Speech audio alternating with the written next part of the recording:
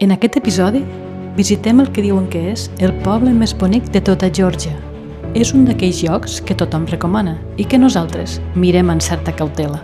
Quedarà res autèntic darrere les façanes, probablement restaurades? S'amagaran els carrers sota un mar de souvenirs? El paisatge és prometedor i la curiositat més forta que el dubte.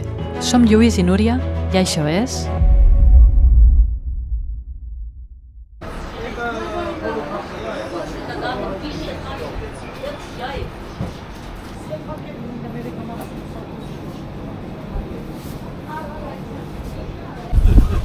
Estem a l'estació de bus i aquesta és la marxutka que porta a Signagi. Surt cada dia excepte els diumenges a les 3 de la tarda.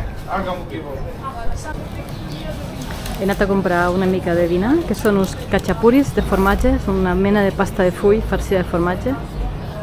I Lluís ja està fent-li els honors. Què està bo? A veure, ensenyeu.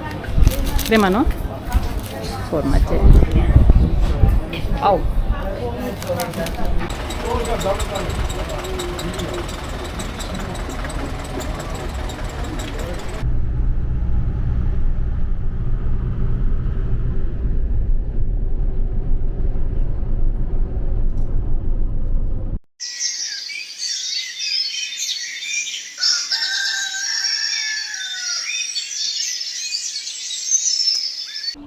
Ahir vam arribar per la tarda, aquesta guest house, que estem realment molt bé. Vam estar passejant per la tarda, no vam fer massa cosa perquè es va ficar a ploure, així que avui toca explorar Signagi. Després d'esmorzar anem a visitar Signagi. Començarem per la iglesia de Sant Stefan, que està aquí dalt, està pendent, perquè hem llegit que té accés a la muralla. Veiem si és veritat.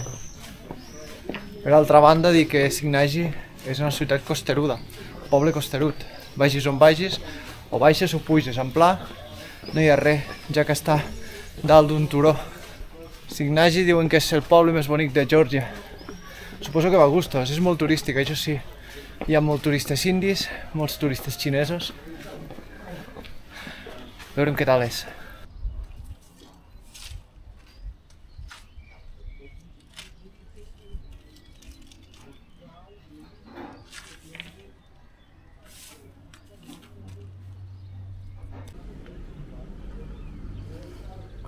Entrem a dins d'una de les torres que vigilen la ciutat i la protegeixen.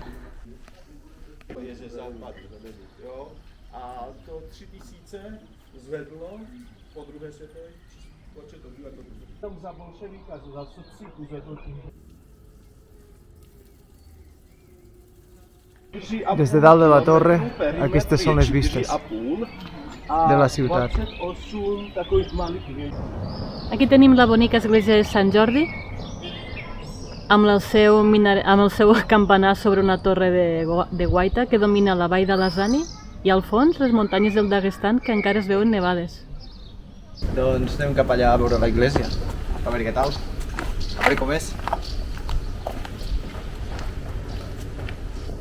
A la tarda arriben molts tours de turistes, el que hem vist són indis i xinesos. I, bueno, tampoc no hi ha moltes botigues de souvenirs.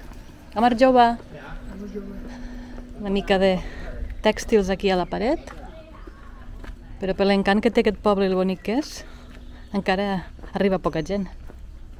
Aquí hi ha una de les portes de la ciutat, una de les portes del recinte emmurallat, al fons l'església de Sant Jordi, i aquí a la dreta es veu el que deu ser un petit hotel amb totes les flors. Sí, una guest house. Molt bonic Signagi.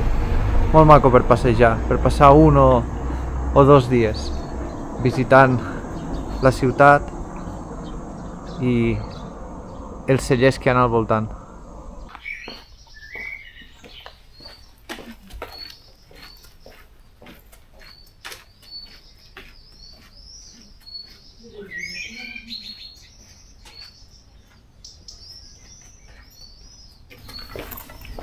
Aquesta és l'entrada a la iglesia de Sant George, envoltat a l'ombra de les parres i amb la imatge d'un la de vell allí. Queda molt bé. Aquest és el campanar de l'església i la zona és molt maca. Està tancat? Està tancat.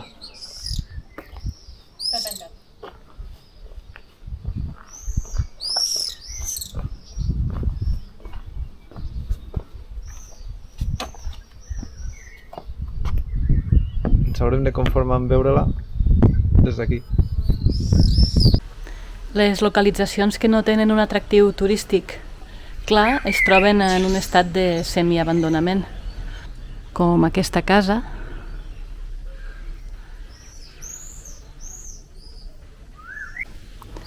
o aquesta, o aquest antic lada soviètic. Tot i això, no els hi manca encant.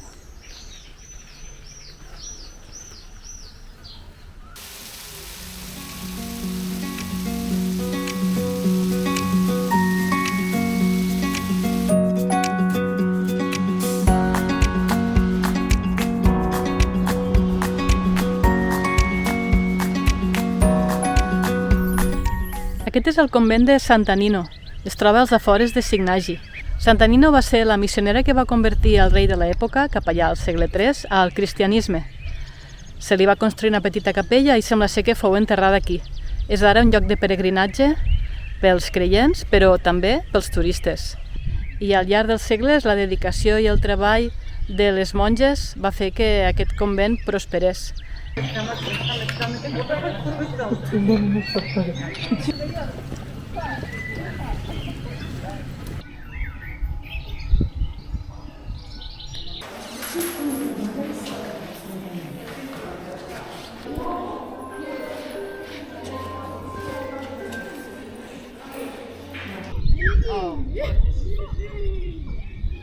Aquest és el lloc religiós més visitat i més turístic de Geòrgia. Ve molta gent de peregrinatge, però això també aprofita el monestir per cobrar per accedir al pàrquing. Hi ha restaurants a les afores. És que aquí arriba molt turisme. Signagi ja ho és una ciutat turística, un poble turístic. Però aquest crec que és el monestir o el lloc religiós més turístic que hem visitat, jo diria que en anys.